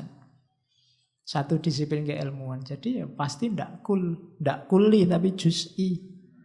Bagian tertentu dari realitas. Iya. Yo besok berangkat kuliah namanya bukan kuliah lagi tapi juz'iyah. Mari kita berangkat juz'iyah. Karena ilmunya spesifik. Oke. Kenapa ilmuwan jangan arogan? Karena dia terbatas. Terbatas oleh apa? Terbatas oleh sejarahnya sendiri. Jadi ilmuwan itu tergantung juga dengan alam sosial, alam lingkungan, instrumennya, sponsornya, temannya, asistennya, lembaganya banyak. Jadi dia terbatasi oleh banyak hal, makanya jangan arogan. Jangan merasa kalau sudah ilmuwan itu sudah derajatnya luar biasa, enggak. Dia juga terbatas. Secanggih-canggihnya seorang ilmuwan, wawasannya terbatasi oleh keterbatasan dirinya sendiri. Kapasitasnya, kemampuan berpikirnya, teman-temannya, kekayaannya. Mungkin pinter tapi modalnya kurang sehingga bisanya ya neliti yang kecil-kecil. Atau modalnya besar tapi kemampuan otaknya nggak nyampe. Macam-macam keterbatasan oleh sejarahnya masing-masing. Jadi sains yang dibangga-banggakan itu ternyata sangat limited. Sumber limited yang pertama ilmuwannya sendiri. Ini yang jarang disadari orang. Saya sering bilang, Ya kalau Al-Quran itu pasti baik, pasti benar. Tapi manusia yang memahami Al-Quran tidak. Dia penuh keterbatasan. Maka hasil pemahamannya tidak pasti baik, tidak pasti benar. Analoginya ke sana. Karena agama dan sains itu kan dua-duanya sama-sama tafsir. Kalau sains, ilmuwan menafsirkan realitas. Kalau agama, ilmuwan atau ulama menafsirkan nas, menafsirkan teks. Dua-duanya sama-sama tafsir. Derajatnya manusia. Tidak bisa hasil pemahamanmu kamu samakan dengan Tuhan, dengan Quran. Karena dia bisa keliru, bisa salah paham. Kalau merasa level pemahamanmu selevel Tuhan, selevel Quran, itulah nanti yang disebut arogan, kalau dalam agama sombong. Nah, itu pesan moralnya dari Feyerabend. Ilmuwan tidak boleh sombong. Dia terbatas. Tidak boleh arogan. Perspektif yang dia miliki itu hanya satu dari sekian banyak perspektif yang mungkin. Sama-sama melihat manusia, filsafat, psikologi, antropologi, ilmu hukum itu beda. Manusia sebagai apa itu beda-beda. Jadi ilmuwan terbatas. Maka ini kalimatnya Feyerabend, my life has been the result of accident, not of goals and principle. My intellectual work forms only an insignificant part of it. Love and personal understanding are much more important. Important, bukan impotent membacanya. Very important. Leading intellectual with their zeal for objectivity kill this personal element. They are criminals, not the leaders of mankind. Jadi katanya Feyerabend, hidupku ini kalau kamu mau jujur adalah hasil dari kebetulan-kebetulan. Not of goals and principle. Bukan tujuan yang kamu target atau prinsip-prinsip yang kamu bikin. Kalau tidak percaya kamu muhasabah. Hidupmu lah isinya kebetulan-kebetulan. Tidak tahu Pak, tiba-tiba kok kuliah di UIN. Tidak tahu Pak, kok ambil jurusan ini. Tidak tahu kok tiba-tiba jadi takmir masjid saja itu. Tidak tahu. Kebetulan demi kebetulan. Bukan dituntun oleh prinsipmu. Saya punya prinsip gini Pak. Tidak. Kebetulan-kebetulan. Dan di antara kebetulan itu my intellectual work. Jadi kerja intelektualku. Termasuk kebetulan juga love and personal understanding. Cinta, hubungan personal, pemahaman personal itu juga bagian, bahkan lebih penting daripada intelektual. Dalam hidupmu kan ilmu, intelek itu kan nomor sekian. Lebih penting yang kamu cintai apa, personal understandingmu apa. Sementara di sisi lain, leading intellectual with their zeal for objectivity kill this personal element. Unsur-unsur individualku yang luar biasa, yang ada cintanya, ada pemahaman personalnya, ada intellectual work-nya. Itu seringkali dihancurkan oleh leading intellectual, para ilmuwan, tokoh-tokoh intelek besar, para pemimpin, pionir-pionirnya intelek. Mereka merasa sok tahu tentang kita terus membaca kita. Itulah yang disebut kill personal element. Kamu muslim ya? Alah muslim ya mesti. Teroris, ngamuan misalnya. Nah itu, sains itu senengannya gitu. Melakukan klaim membunuh personalitas kita. Cinta, hubungan pemahaman kita terhadap hidup, pemaknaan kita terhadap hidup. Kayak tadi orang berobat ke Ponari, orang buang sajen di laut, itu kan dihakimi oleh para ilmuwan. Katanya Feyerabend, they are criminal. Mereka ini para kriminal, penjahat ini. Not the leader of mankind, bukan pemimpinnya manusia.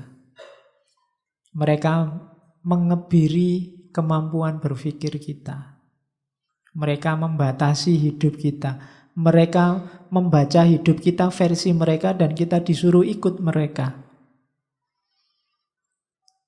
Mereka kriminal. Nah, ini silakan dilaporkan Fjallraven. Kriminalisasi ilmuwan dan ulama.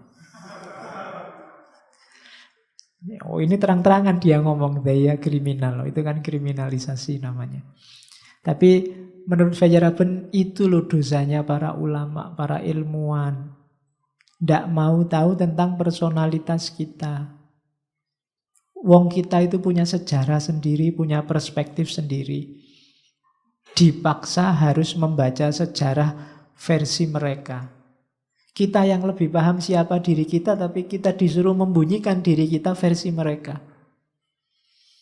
Daya kriminal. Mereka yang membunuh kita. Nah, itu katanya Fjallraven. Cari kalimat ini di buku Who is Who in Amerika. Oke. Ilmuwan historis, ilmu juga historis. Menurut Fjallraven tidak ada metodologi yang bisa tahan terhadap perubahan. Karena sejarah itu kompleks. Maka tidak masuk akal mengharapkan ilmu dapat diterangkan hanya atas dasar beberapa hukum yang simplistik dan superficial. Metode itu tidak bisa mengakomodir semua realitas. Teori itu hanya mencakup bagian tertentu dari realitas. Oleh karena itu dia bacalah sesuai porsinya. Sejarah ilmu pengetahuan tidak hanya terbatas pada fakta-fakta, tapi juga berisi ide dan interpretasi terhadap fakta. Permasalahan yang timbul juga termasuk karena kesalahan interpretasi atau interpretasi yang bertentangan dan sebagainya. Jadi, kalau kita lihat sejarah ilmu, setiap ilmu, setiap ide itu ada wadahnya sendiri-sendiri. Saya sering menganalogikannya dengan senjata. Setiap teori itu senjata sendiri-sendiri yang bisa digunakan untuk konteksnya masing-masing. Tidak bisa untuk semuanya. Kalau pisau ya dipakai ngiris-ngiris, tidak bisa dipakai nembak jarak jauh. Tidak bisa dipakai ngebom. Kalau debat ya senjatanya argumen.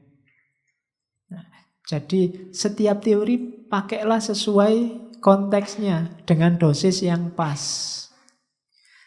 Seringkali terjadi orang debat, diskusi tidak selesai-selesai karena teori-teori dipakai tidak pada wadahnya yang cocok. Kalau ilmuwan ngomong A, perhatikanlah ucapannya A ini dalam konteks apa untuk kepentingan apa. Kalau seorang tokoh ngomong B ini diucapkan kapan untuk kepentingan apa, itu penting. Disitulah porsi dan proporsinya. Begitu kalian keliru meletakkan, jadinya tidak karu-karuan. Jadi kalau kalian baca misalnya, kalau dalam misalnya hadis. Hadis itu ya perhatikan ketika Nabi ngomong apa, konteksnya apa. Untuk situasi apa. Biar kita paham makainya kapan. Kalau ada ayat Al-Ma'idah 51 contohnya, dulu kan gitu rame. Perhatikan ayat itu turun kapan untuk kepentingan apa dalam situasi apa. Itu lebih cocok. Tidak selalu kalau ada kata-kata I love you itu maksudnya aku cinta kamu. Kadang-kadang I love you itu hanya untuk basa-basi juga bisa. Kapan-kapan ya ketemu lagi, oke, goodbye, I love you, sudah selesai. Itu bukan kok, wah cinta padaku ya berarti, enggak. Wong itu cuma basa-basi. Jadi, enggak selalu kalau malam-malam temanmu WA, sudah tidur apa belum? Enggak selalu itu bukti peduli, kadang-kadang juga bukti usil. atau bukti dia kesepian, atau bukti macam-macam. Letakkan segalanya pada wadahnya, biar pas. Kalau tiba-tiba temanmu di depanmu bilang I love you, jangan dikira dia mengungkapkan cinta. Jangan-jangan dia sedang baca tulisan di kaosmu. Mungkin kaosmu ada tulisannya I love you, terus dia baca I love you. Oh, itu cuma baca tulisan. Atau jangan-jangan temanmu sedang latihan bahasa Inggris. Tiba-tiba bilang I love you. Oh enggak, aku latihan bahasa Inggris. Ucapanku cocok enggak? Ya cocok. Historisitas. Setiap ilmu historis. Kok Al-Quran bilangnya ada ayat yang konotasinya bumi datar misalnya? Apa Al-Quran Allah enggak ngerti sains? Ngerti. Tapi itu konteksnya Arab abad ke-6, abad itu. Zaman itu, kalau Al-Quran ngomong bumi bulat, mungkin orang tidak percaya sama Al-Quran. Zaman itu konteksnya ngertinya orang buminya datar. Dan ayat bumi datar itu kalau di Quran kan tidak selalu ingin cerita tentang sains, dia ingin ngomong kemahakuasaannya Allah. Nabi Muhammad Isra Mi'raj naik sampai ke langit ke-7, terus kamu bingung, langit itu di mana Pak? Keluar angkasa sana. Apa nih bulan? Itu planet apa? Kan kamu bingung membacanya. Lo membacanya jangan pakai sains hari ini, pakai logiknya orang zaman itu. Ngertinya langit itu ada barangnya, terus level-level. Zaman itu. Makanya Quran pakai analogi. Di langit sekian ketemu Nabi siapa waktu Isra Mi'raj. Di atasnya lagi ketemu Nabi siapa. Itu bayanganmu kan kayak rumah tingkat atau rumah susun, ada levelnya. Jadi Ars itu di level paling tinggi, tingkat paling tinggi. Nah itu analogi yang bisa dipahami zaman itu. Nah itu untuk ngerti ini ya, untuk ngerti maksudnya, ngertilah konteksnya. Setiap kalimat ada historisnya, ada sejarahnya. Orang Indonesia itu kok pakai Pancasila? Yo jangan marah dulu, ada sejarahnya. Jogja itu kok diistimewakan gitu ya? Ada sejarahnya, jangan kesusu marah. Jangan kesusu ngeritik, wah itu feodal itu.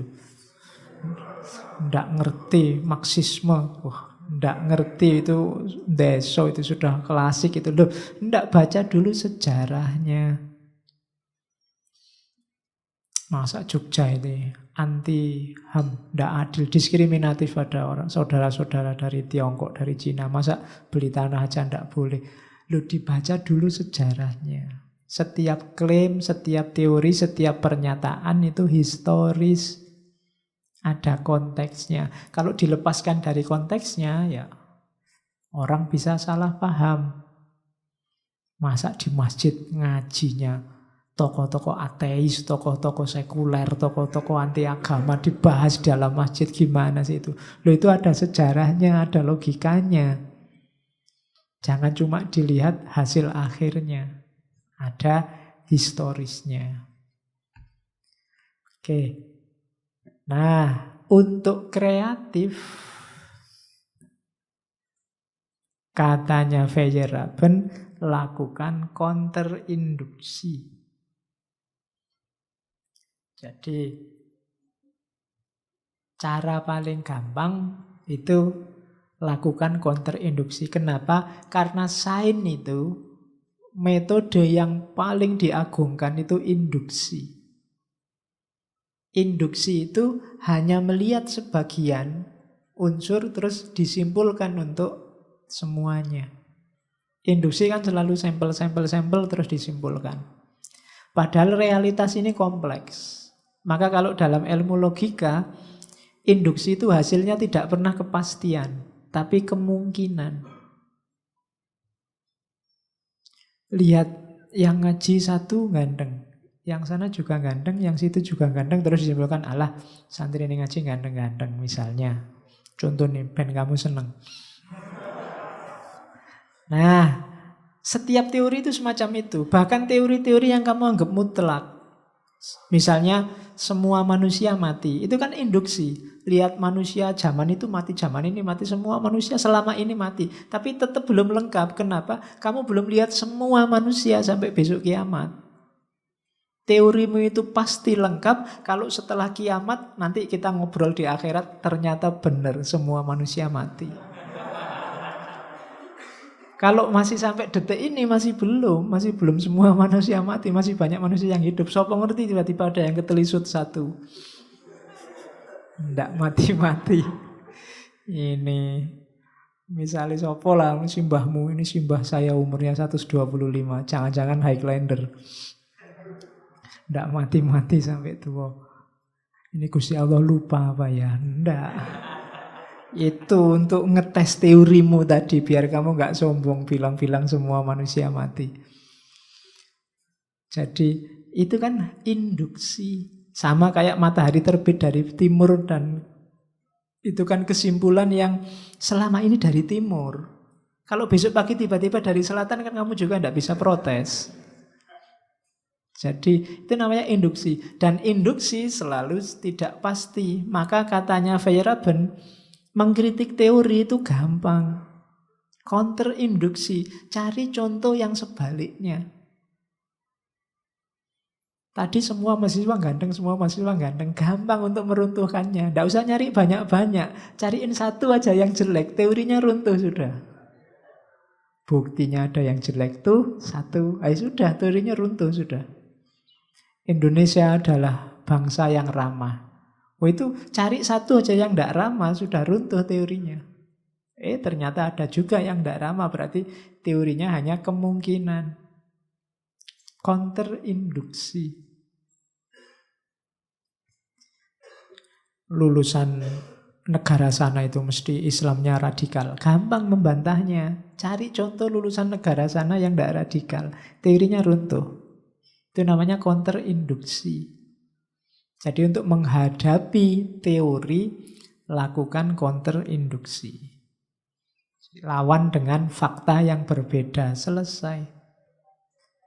Kalau orang barat bilang Islam agama teroris, kasih fakta bahwa banyak loh muslim yang cinta damai, sudah, teorinya terbantah sudah kan. Paling tidak dia akan bilang, sekarang tidak lagi bilang Islam agama teroris, paling ganti teori, sebagian muslim teroris. Nah, teorinya kan ganti. Jadi itu namanya counter induksi. Jadi cara meruntuhkan teori, counter induksi. Secanggih apapun teori, itu hanya kan dari sampel realitas. Maka rumusnya apa? No single theory ever agrees with all the fact in its domain. Tidak ada satu teori yang cocok untuk segala hal, semua fakta dalam wilayah itu. Jadi semua teori sifatnya sebagian cocok, tapi pasti ada pengecualiannya yang tidak cocok. Dalam hal apapun. Apakah ilmu eksakta maupun ilmu sosial humaniora. Tidak ada yang selalu cocok terus-terusan. Bahkan ilmu fisika, matematika, biologi juga selalu ada pengecualian-pengecualian. Fisika aja sekarang sudah kuantum. Relativitas, tidak ada lagi yang pasti. Jadi, no single theory ever agrees with all the fact in its domain. Nah, yang pertama itu. Kenapa sih harus tidak terlalu percaya sama sains? Karena sains itu tergantung pada observasi. Observasi tergantung pada teori. Teori tergantung pada bahasa. Dan bahasa itu sifatnya tradisi, kesepakatan. Itu loh yang membuat sains itu tidak universal dan tidak eksak. Jadi sains tergantung pada observasi. Observasi kan sumbernya sains. Observasi tergantung pada teori. Tadi kita neliti kemana-mana kan pakai teori. Kalau kalian mau penelitian lapangan, itu kan ke lapangan sudah bawa teori. Kalau tidak bawa teori kamu bingung. Saya ndak apa, ke lapangan dulu aja. Sampai sana kamu tolah-toleh, kira meneliti apaannya ya Pak, ndak bisa. Pasti ada teori yang kamu bawa. Jadi sains tergantung observasi, observasi tergantung teori, dan teori tergantung bahasa. Kenapa teori tergantung bahasa? Karena teori itu pengalaman dan pemahaman. Rumusnya kan itu. Pengalaman dan pemahaman ini kalau diartikulasikan medianya bahasa. Jadi maka secanggih apapun ilmu, serumit apapun ilmu, sains, dia tergantung pada observasi, dan observasi selalu bergantung pada teori, dan teori selalu butuh bahasa sebagai media. Dan kalau itu bahasa, ya sifatnya tradisi, kesepakatan subjektif. Bahasa filsafat dengan bahasa biologi beda, bahasa tradisional dengan bahasa modern beda, bahasa orang kota dengan bahasa orang desa kan beda. Jadi disinilah kelihatan bahwa sains itu sebenarnya subjektif. Itu yang dikritikkan oleh Feyerabend. Tidak perlu terlalu gaya kalau kita menguasai sains. Akhirnya ada dua prinsip dalam sains. Yang pertama adalah prinsip anything goes. Apapun silahkan jalan. Ini prinsip pertama. Jadi kamu boleh gegeran sama pembimbingmu. Skripsi saya ini Pak, pendekatannya Feyerabend Pak. Prinsipnya anything goes. Jadi saya nulis apa aja, jalan Pak. Jadi boleh. Yang penting kan ke sana. Kalau saya mau ke Solo kan terserah, saya mau lewat Klaten apa mau lewat Wonogiri apa mau lewat Boyolali apa mau lewat. Suka-suka saya. Anything goes. Yang penting kan nyampe Solo. Nah, ya enggak apa-apa. Feyerabend begini. Jadi kalau kamu mau ketemu, mau garap skripsi pakai ini ya konsekuensinya anything goes. Kalau boleh loh ya sama pembimbingmu. Jadi semua metode terbatas, maka satu-satunya prinsip dalam sains adalah anything goes. Segalanya jalan saja. Kenapa segalanya jalan saja? Prinsip proliferation. Biarkan berkembang. Biarkan semakin banyak perspektif. Biarkan semakin banyak teori. Disitulah indahnya ilmu. Disitulah menariknya dunia sains. Proliferation, prinsip pengembangbiakan. Bikin teori sebanyak mungkin. Cocok atau tidak cocok, tidak masalah. Bikin aja sebanyak mungkin. Relevan apa tidak relevan, gak usah dipikir. Nanti ada seleksinya sendiri. Bikin sebanyak mungkin. Proliferation. Anything goes and proliferation. Dari sini dunia ilmiah berkembang. Jangan lagi jadi dogma kayak agama yang membelenggu. Jadi prinsipnya proliferation. Itu yang nanti membuat teorinya dikenal sebagai anarkisme. Anarkis. Setiap teori silahkan jalan sendiri. Science is an essentially anarchic enterprise. Ilmu itu hakikatnya adalah dunia yang anarkis. Theoretical anarchism is more humanitarian and more likely to encourage progress than its law and order alternative. Anarkisme teoritis itu lebih manusiawi dan lebih memungkinkan mendorong perkembangan sains daripada model kaku law and order, hukum dan aturan. Jadi maka katanya Feyerabend, kalau ingin sains maju, anarkis. Jangan terlalu banyak diatur. Maka sains akan maju. Oke. Bagaimana menghadapi sains? Santai saja. Ini kalimatnya ini. Ambil dari buku How to Defend Society Against Science. I want to defend society and its inhabitant from all ideologies, science include. Apa sih tujuannya dia bikin teori semacam ini? Aku ingin membela masyarakat dan semua penduduk, semua warga dari segala jenis ideologi termasuk sains.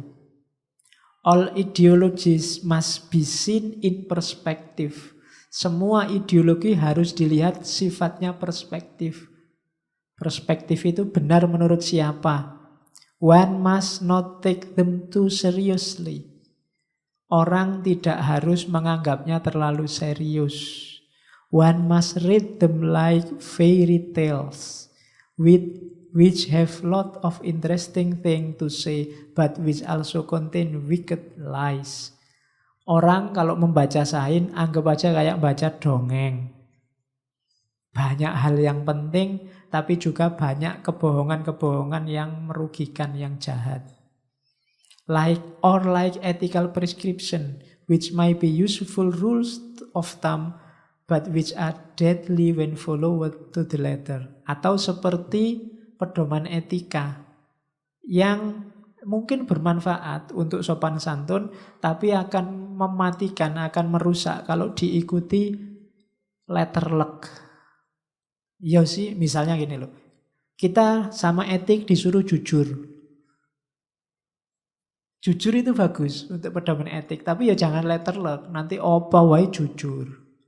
Ada temennya bau, kamu bau sekali, enggak mandi.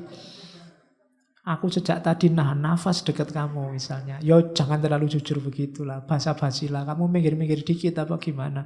Nah, itu namanya jangan letterlek. Kalau letterlek malah mematikan. Terlalu jujur, terlalu sabar, itu bahasanya Feyerabend begitu. Ya untuk pedoman basa-basi sopan santun bagus, tapi jangan terlalu letterlek. Ilmu juga begitu. Ya penting lah untuk konteksnya, tapi jangan terlalu serius. Nanti kita susah sendiri. Cari kalimat itu di How to Defend Society Against Science. Jadi ini gayanya Feyerabend. Nanti ada yang ngomong bahwa Feyerabend adalah worst enemy of science.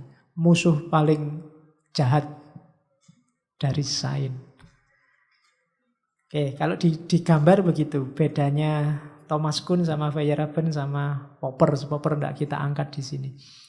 Ya, kalau Popper hari ini sebenarnya orang masih pakai Thomas Kuhn. Paradigmatik, sains itu paradigmatik. Ganti dari paradigma ke paradigma yang lain. Zaman dulu orang pakai Popper, positivistik.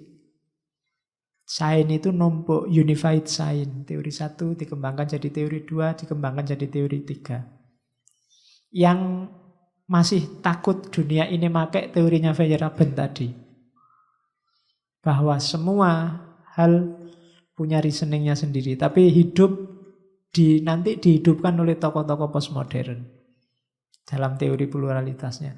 Tapi sains hari ini lebih banyak mengadopsi gayanya Thomas Kuhn, yang dari paradigma pertama ganti paradigma 2, ganti paradigma 3. Yang belum nyampe Feyerabend. Yang selama ini kita pakai dari SD sampai kuliah itu sebenarnya positivistik, positivisme logis. Antara lain yang dipopulerkan gaya Popperian.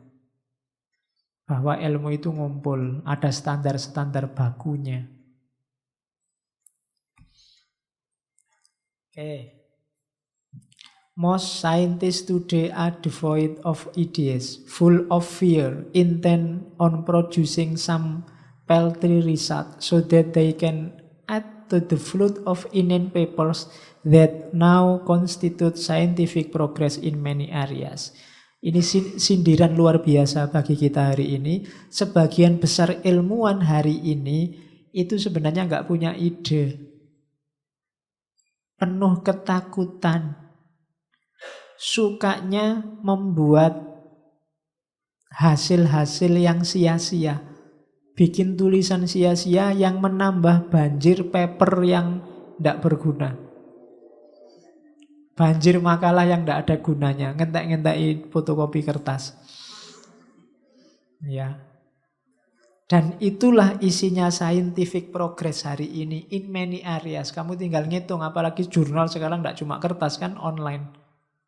Ada jutaan tulisan setiap tahunnya.